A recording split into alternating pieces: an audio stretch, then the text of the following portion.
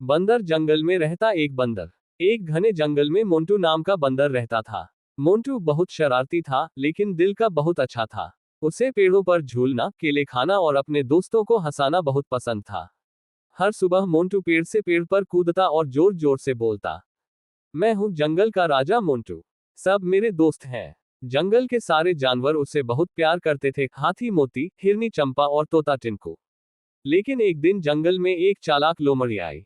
उसका नाम था फुफ्फी। फुफ्फी बहुत धूर्त थी। उसने सोचा, अगर मैं मोंटू को बेवकूफ बना दूं, तो मुझे सारे केले मिल जाएंगे। केला। वह मोंटू के पास जाकर बोली, अरे मोंटू भाई, सुना है तुम सबसे तेज कूदते हो। अगर तुम इस नदी के उस पार तक कूद जाओ तो मैं तुम्हें ढेर सारे केले दूंगी। मोंटू को अपनी शेखी मारने की आदत थी, तो उसने झट से कहा, इतना आसान काम, देखना, मैं उड़कर जाऊंगा। मोंटू ने लंबा छलांग लगाया, लेकिन नदी बहुत चौड़ी थी।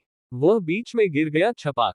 टपकता पसीना। सारे जानवर हंस पड़े। मोंटू थोड़ा शर्मिंदा हुआ, पर मोती हाथी ने अपनी सूंड से उसे बाहर निकाला।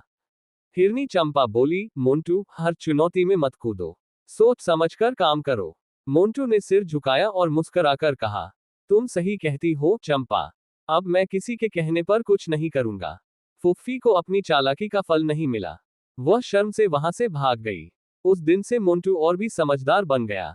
अब वह सबकी मदद करता और सबको खुश रखता। चमकता सितारा सीख। शेखी मत मारो और बिना सोचे कोई काम मत करो।